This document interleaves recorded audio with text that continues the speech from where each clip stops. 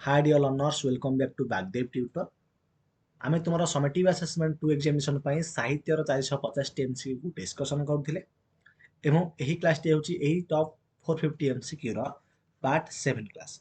जो पिला माने पूर्व पार्ट गुडी को देखिना हो सेवन को डिस्क्रिप्शन बॉक्स रे प्लेलिस्ट रो लिंक मिल जिवो से प्लेलिस्ट भीतर जाकी तुमे पूर्व पार्ट रो समस्त वीडियो गुडी को देखि परिबो। गोटे कथा रिमेम्बर करा देउची एही 450 टी एमसीक्यू भीतर ही तुमर 50 जाक एमसीक्यू पड़िबो तेणु एही एमसीक्यू गुडा को भल भाବରେ तुमे मुखस्थ कर दियो। ताले पूर्व पार्ट रे आमे 50 नंबर पर्यंत सारिथिले देखिया एटा आज आमे 51 नंबर देखिबा। तेणु पाखापाखि आमे 300 एमसीक्यू ऑलरेडी आमे शेष कर दिलानी। तेणु आउ 150 पाखापाखि एमसीक्यू हमर रहिला। तेणु नेक्स्ट पार्ट गुडा आमे एंड करी शेष करदा बुझिला। ताले आउ 3-4 टी पार्ट हबो। तेणु ती पार्ट रे हमर टोटल 450 एमसीक्यू शेष होइछ बुझिला। जेहेतु एटा जो पार्ट 7 तेणु आउ 3टी पार्ट आसीबो आउ 3टी पार्ट रे शेष होइछ बुझिला। ता देख 51 नंबर कवि काहाकू देवभूमि ओ वीरभूमि बोली कहछन्ति। कवि भारत माता को देवभूमि और वीरभूमि बोली कहछन्ति। केउंटी हजिची खोजी दिए मोर डैश चाबिकाठी कहबो ना खोजी दिए मोर चेतनार चाबिकाठी। 53 नंबर कवि काहाकू माँ बोली कहछन्ति। कवि भारत को माँ बोली कहछन्ति। 54 नंबर देख कवि कौन खोजी देवा पाई माटी को निवेदन करछन्ति ना चेतनार चाबिकाठी खोजी देवा पाई निवेदन करछन्ति। माटी मार पदधूली को पादधूली माटी मार पादधूली को कवि केउठी बोली हेबा को चाहछन्ति ना मुंडरे बोली हेबा पाई कवि चाहछन्ति। नरेन्द्र विवेकानंद प्रबंधटी लेखकर केउ पुस्तक आनीत लेखकर छत्रपति विवेकानंद पुस्तक प्रबंध आनीत बुझल। छत्रपति विवेकानंद पुस्तक आनीत। श्री रामकृष्ण पृथ्वी विदाय नेला बेलू नरेन को केते वर्ष बयस होइतिला। नरेन को से समय 22 वर्ष होइतिला। नरेन को पिता नाम कौन? पिता नाम हूँ विश्वनाथ दत्त बुझेगा। मो ना विश्वनाथ समस्त जानथिबो। लिखा 58 नंबर शेष होगा। देखा 59 नंबर बुझेगा। श्री रामकृष्ण पृथ्वी विदाय नेबार केते वर्ष पूर्व नरेन को पिता देहांत होइतिला ना 1 वर्ष पूर्व बुझेगा। 60 नंबर जगत रे सबु महान कर्म कहा द्वारा संपूर्ण होइछि।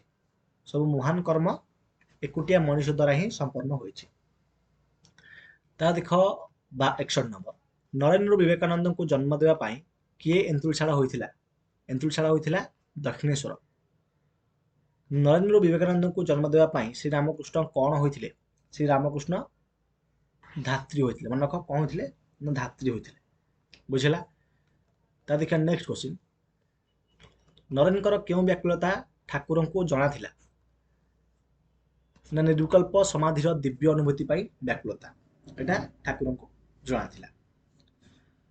नरेन कौन चाहती बोली रामकृष्ण को कहिथिले ना समाधि रे लीन होई रहिबा को चाहती बोली नरेन रामकृष्ण को कहिथिले।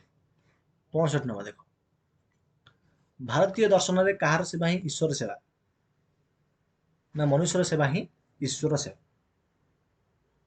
केउं छलनार शिकार हेबा फल जनता जनार्दन शब्द जुगल उपरे मैला जमी जाइछि कहब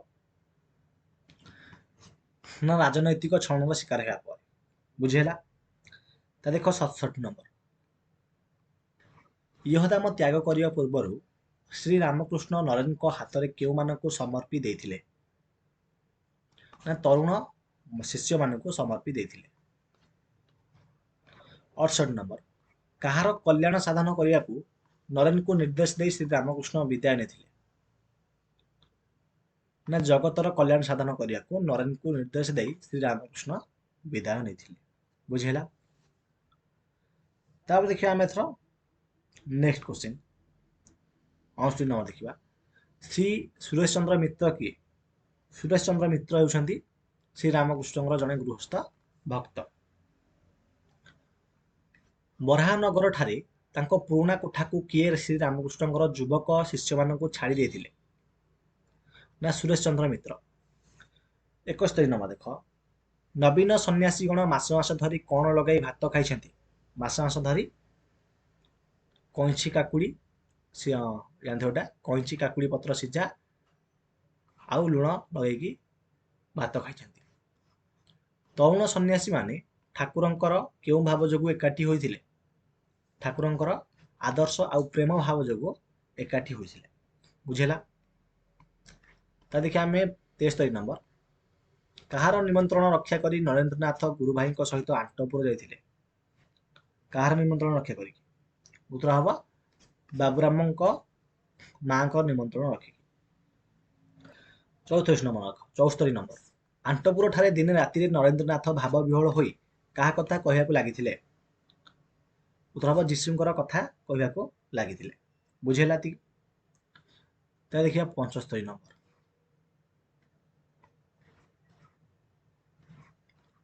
ଶ୍ରୀ ରାମକୃଷ୍ଣଙ୍କର କେତେ ଜଣ ସନ୍ନ୍ୟାସୀ ଶିଷ୍ୟ ଥିଲେ? ଟୋଟାଲ 16 ଜଣ ସନ୍ନ୍ୟାସୀ ଶିଷ୍ୟ ଥିଲେ। କିଏ ଏକୁଟିଆ ବରାହନଗର ମଠକୁ ଜଗି ରହିଥିଲେ? ଏକୁଟିଆ ସ୍ୱାମୀ ରାମକୃଷ୍ଣାନନ୍ଦ ବରାହନଗର ମଠକୁ ଜଗି ରହିଥିଲେ। ନେକ୍ସଟ କ୍ୱେଶ୍ଚିନ୍ ଦେଖିବା। କେବେ ପ୍ରଥମ କରି ବିବେକାନନ୍ଦ ପରିଭ୍ରମଣରେ ବାହାରିଥିଲେ? ନା 1886 ମସିହାରେ। ମନେ ରଖ, 1886 ମସିହାରେ ପ୍ରଥମ କରି ବିବେକାନନ୍ଦ ପରିଭ୍ରମଣରେ ବାହାରିଥିଲେ। ବୁଝିଲା? 78 ନମ୍ବର। ବିବେକାନନ୍ଦଙ୍କ ପ୍ରଥମ ଶିଷ୍ୟର ନାମ କ'ଣ? ପ୍ରଥମ ଶିଷ୍ୟର ନାମ ହେଉଛି ଶରତ ଚନ୍ଦ୍ର ଗୁପ୍ତ। ବୁଝିପାରିଲ? ନାମ କ'ଣ? ନା ଶରତ ଚନ୍ଦ୍ର ଗୁପ୍ତ।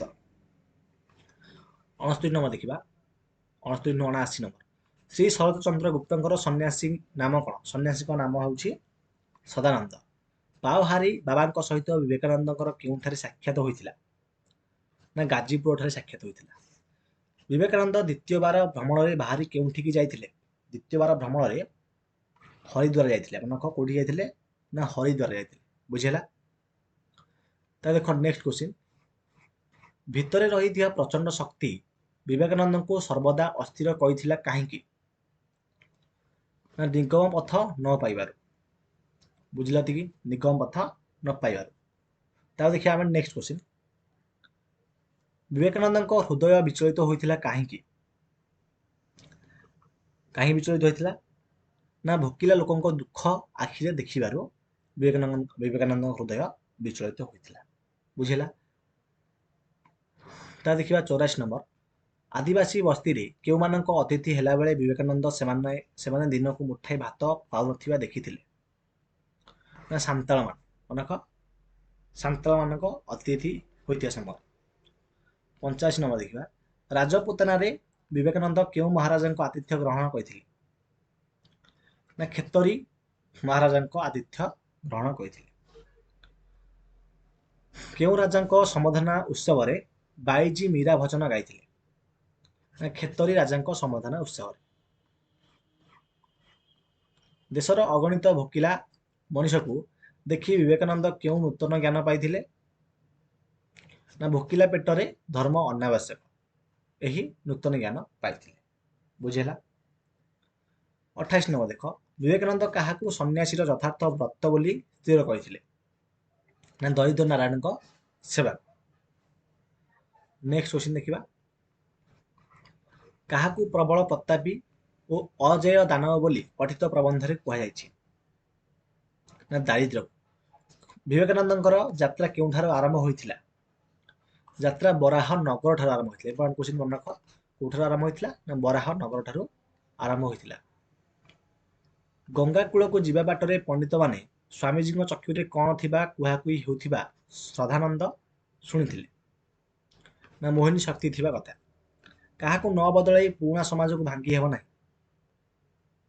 ନା ମଣିଷକୁ ନ ବଦଳାଇ ପୁରୁଣା ସମାଜକୁ ଭାଙ୍ଗି ହେବ ନାହିଁ। ସାର୍ ଓୟାଦିଆର ବାହାଦୁର କେଉଁ ରାଜ୍ୟର ମହାରାଜା ଥିଲେ? ନା ମହୀଶୂର ରାଜ୍ୟର ବାହାଦୁର ଥିଲେ।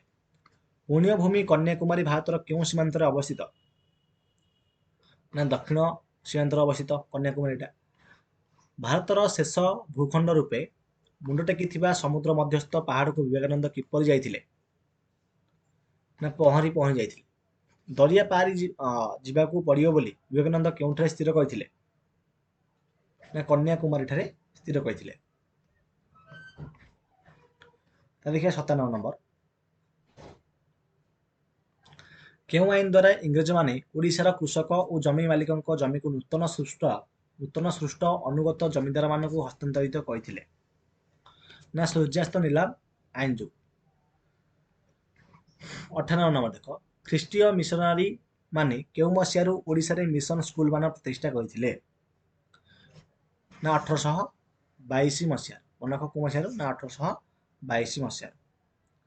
ତା ଦେଖ 99 ନମ୍ବର, ଓଡ଼ିଶାରେ ନଅଙ୍କ ଦୁର୍ଭିକ୍ଷର କଳା ଛାୟା କେବେ ଦେଖା ଦେଇଥିଲା? ନଅଙ୍କ ଦୁର୍ଭିକ୍ଷ କେବେ ଦେଖା ଯାଇଥିଲା? 1966 ମସିହାରେ ନଅଙ୍କ ଦୁର୍ଭିକ୍ଷ ଦେଖାଯାଇଥିଲା।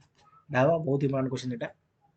ଦେଖିବା 100 ନମ୍ବର କ୍ୱେଶ୍ଚିନ୍, ଉତ୍କଳ ଦୀପିକାର ପ୍ରତିଷ୍ଠାତା ସମ୍ପାଦକ କିଏ ଥିଲେ?